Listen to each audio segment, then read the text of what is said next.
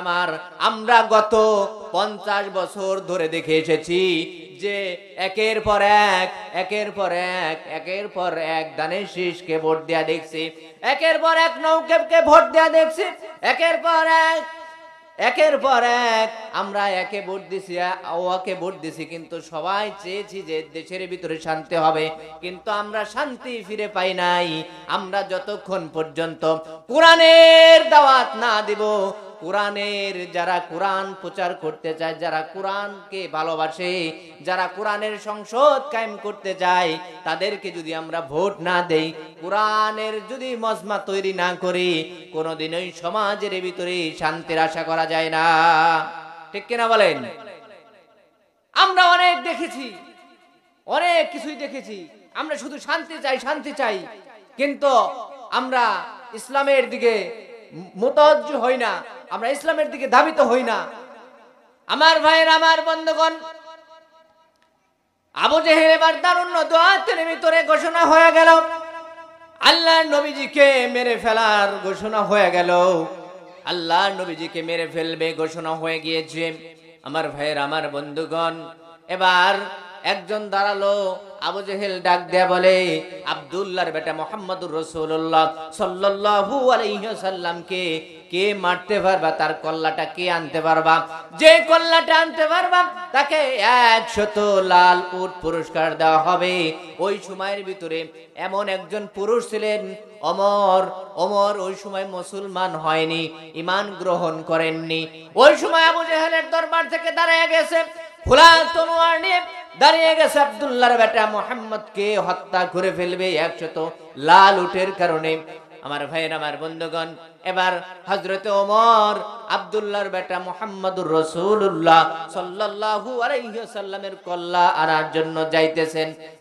যাইতে যখন আল্লাহর নবীজির কাছে চলে গেলেন, যাওয়ার পর এবার আল্লাহর নবীজির কাছে যায় ডাক দেয়া বলে, ইয়া রাসূলুল্লাহ, ইয়া হাবিবাল্লাহ, আমি আপনার কল্লা আনার জন্য এসেছি, আমি আপনার কলা কাটার জন্য এসেছি, আমি আপনার কল্লাটা নেওয়ার জন্য এসেছি 100 লাল উটের মাধ্যমে। আমার ভাইয়ের, আমার বন্ধুগণ, হযরত মুহাম্মদুর রাসূলুল্লাহ সাল্লাল্লাহু আলাইহি ওয়াসাল্লামের সামনে গিয়া মাথা নত কইরা তার তরোয়ারটা আল্লাহর নবীজির হাতে দিলেন, যে আমি একজন বেঈমান, ও নবী গো, আপনি আমারে আপনার হাতে হাত রাইখা কালেমা পড়ে মুসলমান বানায় দেন, লা ইলাহা ইল্লাল্লাহু মুহাম্মাদুর রাসূলুল্লাহ সাল্লাল্লাহু আলাইহি ওয়াসাল্লাম। আমার ভাইরা, দারুণ দোয়াতের ভিতরে খবর চলে গেল যে যাকে পাঠাইছেন, যাকে আপনি আব্দুল্লাহর বেটা মুহাম্মদুর রাসূলুল্লাহ সাল্লাল্লাহু আলাইহি ওয়াসাল্লামের কল্যাণের জন্য পাঠাইছেন, সে তো কালেমা গ্রহণ করে ফেলেছে। কেমন লোক পাঠালেন?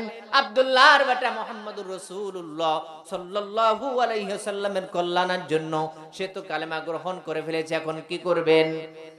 এবার মুরব্বি পরামর্শ দিচ্ছে, এভাবে চলবে না।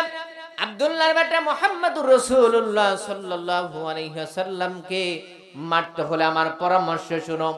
মুরব্বি এবার পরামর্শ দিতেছেন যে আল্লাহর নবীকে হত্যা করতে হবে এইভাবে, যে দারুণ দোয়াতের ভিতরে 24 জন যেই সদস্য রয়েছে, এই 24 জন সদস্যর ভিতর থেকে 24 জন যুবক রেডি করো। 24 জন যুবক যদি যায়া আব্দুল্লাহর বেটা মুহাম্মদুর রাসূলুল্লাহ সাল্লাল্লাহু আলাইহি ওয়াসাল্লামকে রাতের গভীরে হত্যা করে ফেলে, কেউ কারো দোষ দিতে পারবে না, কেউ কারো উপরে দোষ চাপাতে পারবে না।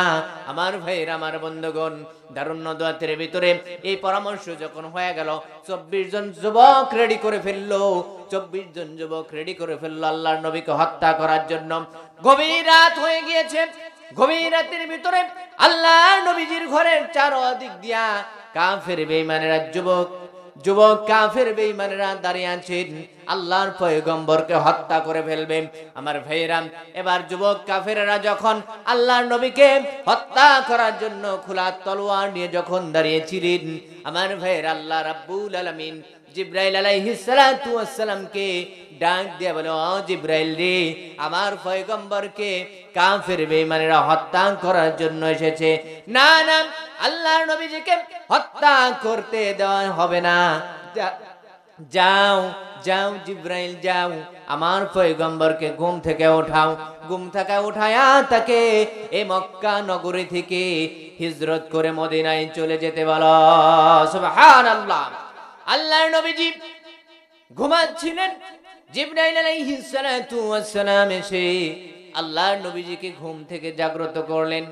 জাগ্রত করে ডাক দেয়া বলে, ও ইয়া রাসূলুল্লাহ, ইয়া হাবিবাল্লাহ, আপনাকে মারার জন্য চতুর্দিক দিয়ে কাফের বেঈমানেরা দাঁড়িয়ে আছে।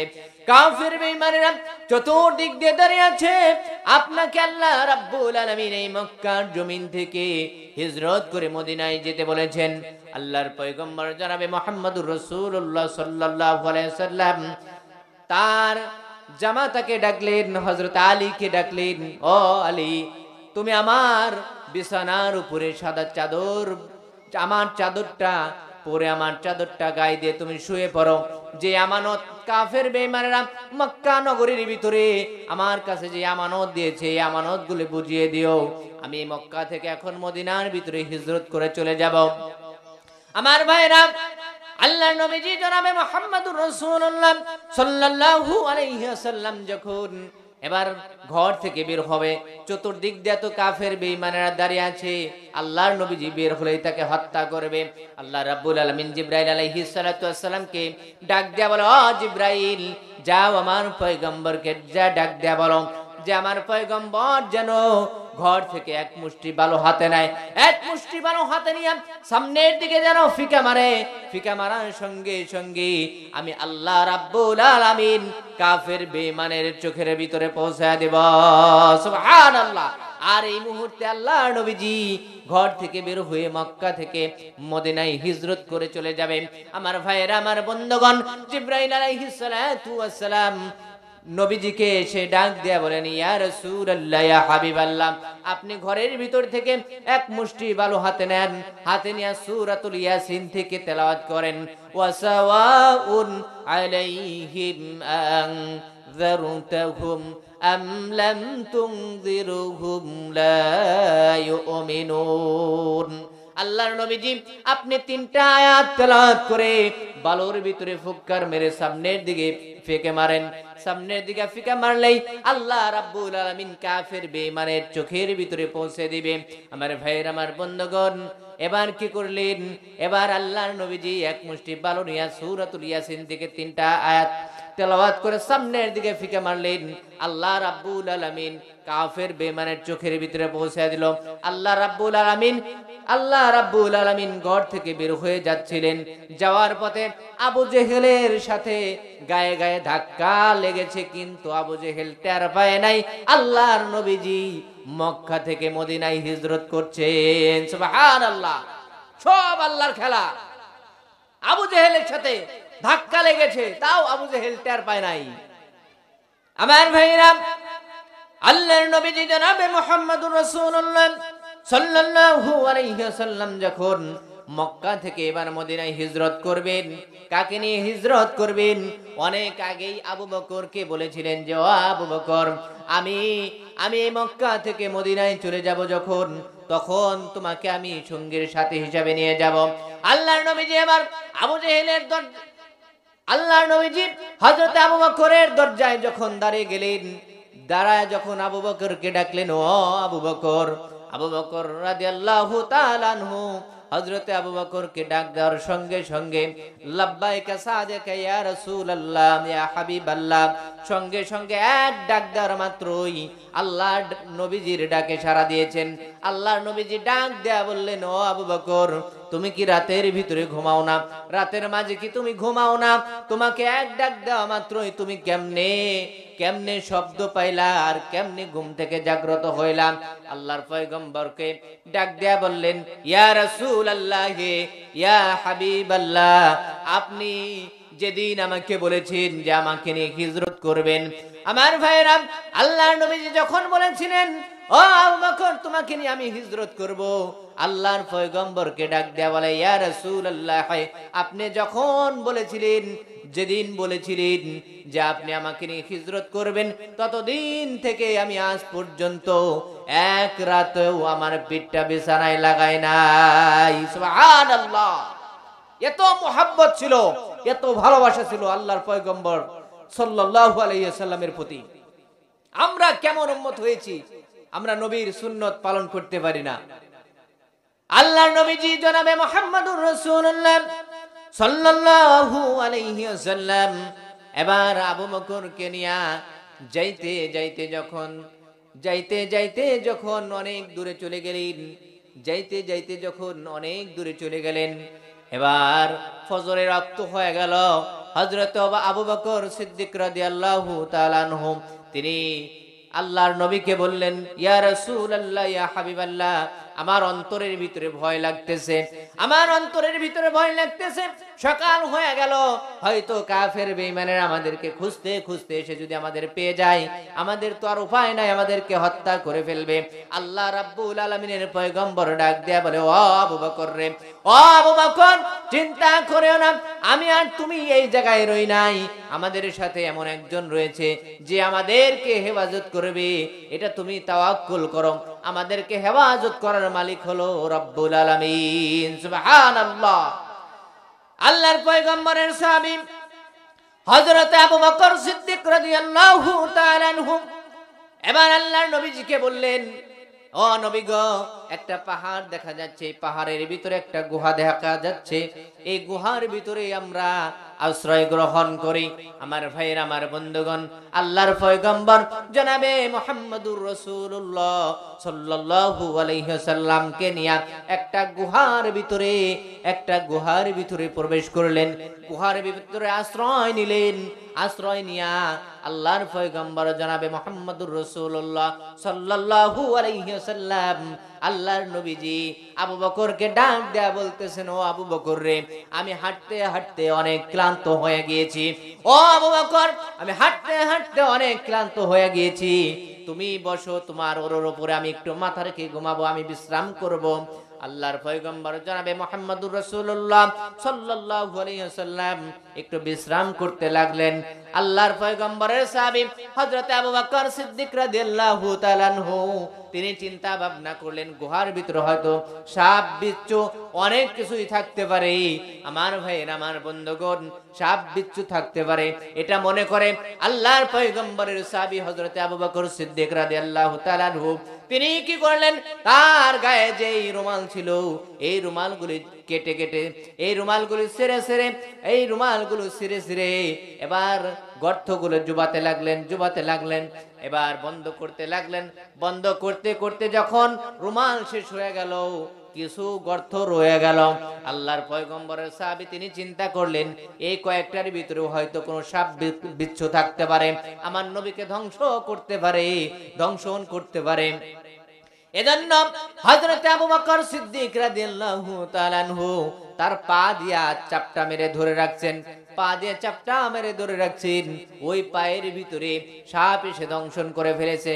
তারপরেও আল্লাহর পয়গম্বরকে ঘুম থেকে জাগ্রত করে নাই, বিষের তাড়নায় আল্লাহর নবীর সাহাবী বিষের যন্ত্রণায় শরীরটা কালো হয়ে গিয়েছে, বিষের তাড়নায় টপ টপ করে যখন চোখের পানি বের হয়ে গেছে, চোখের পানি যখন আল্লাহর পয়গম্বরের মুখের মধ্যে পড়েছে, আল্লাহর পয়গম্বরের এই কপালের মধ্যে যখন পড়েছে, আল্লাহর পয়গম্বরের ঘুম ভেঙে গিয়েছে।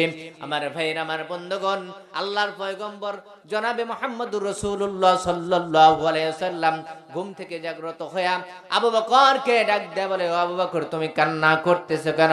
তোমার বুঝি তোমার পরিবারের জন্য মায়া হইতেছে? আবু বকর সিদ্দিক রাদিয়াল্লাহু তাআলা আনহু ডাক দিয়া বলে, ও নবী গো, আপনার কাছে যেদিন আমি হাতে হাত রাখা কালেমা পয়রা মুসলমান হয়েছি, আমি তখনই বিবি স্ত্রী যা ছিল সব কিছু বাদ দিয়ে আমি পয়গম্বরের প্রেমে পড়ে গেছি। সুবহানাল্লাহ। আল্লাহর নবীজি ডাক দিয়া বলে, ও আবু বকর, তাহলে কান্না করো কেন? আল্লাহর নবীজিকে ডাক দিয়া বলে, ইয়া রাসূলুল্লাহ, আপনি যখন ঘুমাচ্ছিলেন আমি দেখতে পেলাম গর্তের ভিতরে এই গুহার ভিতরে অনেক ছোট ছোট গর্ত দেখা যাচ্ছে। আমি মনে করলাম যে গর্তের ভিতরে হয়তো সাপ বিচ্ছু থাকতে পারে, আপনাকে দংশন করতে পারে।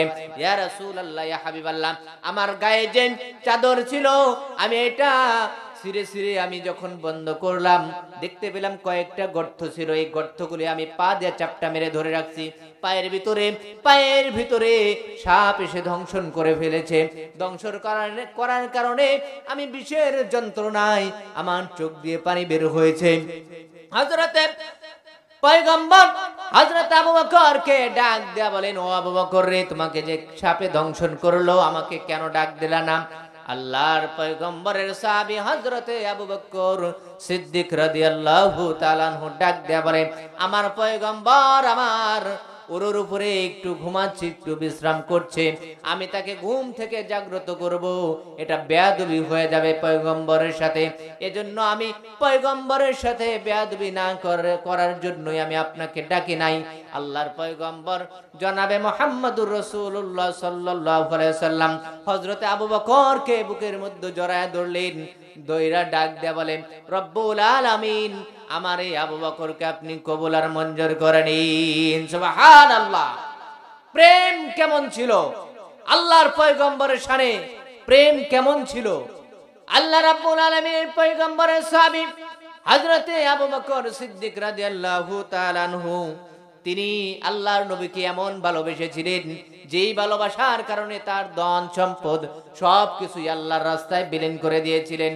আল্লাহর পয়গম্বরের সাহাবীর মর্যাদা, হযরতে আবু বকর সিদ্দিক রাদিয়াল্লাহু তাআলা আনহুর মর্যাদা এত বৃদ্ধি হয়ে গিয়েছেন, আল্লাহর পয়গম্বর ডাক দেয়া বলে, তামাম দুনিয়ার মুমিন বান্দাদের নেকির পাল্লা যদি এক পাল্লায় দেওয়া হয় আর আবু বকরের নেকির পাল্লা যদি আরেক পাল্লায় দেওয়া হয়, হযরতে আবু বকরের নেকির পাল্লা সবচাইতে বৃদ্ধি হয়ে যাবে। সুবহানাল্লাহ। কি জন্য বৃদ্ধি হবে? শুধু আল্লাহর নবীকে ভালোবাসার কারণে। কেমন ভালোবেসেছিলেন আল্লাহর নবীকে! ধন সম্পদ, টাকা পয়সা সবকিছু আল্লাহর নবীর জন্য, আল্লাহর জন্য বিলীন করে দিয়েছিলেন। আমাদেরকেও কি করতে হবে? আল্লাহর নবীর জন্য ভালোবাসা থাকতে হবে। যেমন এই যে আমাদের শবে বরাত চলে গেল, আমাদের এই শবে বরাত সম্পর্কে অনেকেই অনেক মতান্তরে রয়েছে, কিন্তু হযরত আয়েশা সিদ্দিকা রাদিয়াল্লাহু তাআলা আনহা এই শবে বরাত সম্পর্কে, নিসফে শাবান সম্পর্কে আল্লাহর পয়গম্বরের সাহাবায়ে কেরাম নিম্নে 15টি সহিহ হাদিস বর্ণনা করেছেন। জোরে বলে সুবহানাল্লাহ।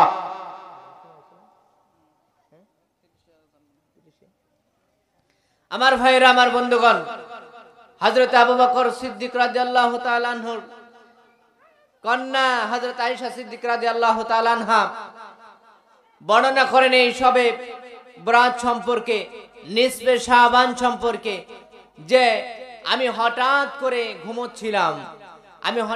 ঘুমোচ্ছিলাম, হঠাৎ করে দেখি, আমি ঘুমের মাঝে দেখি আমার পয়গম্বর পাশে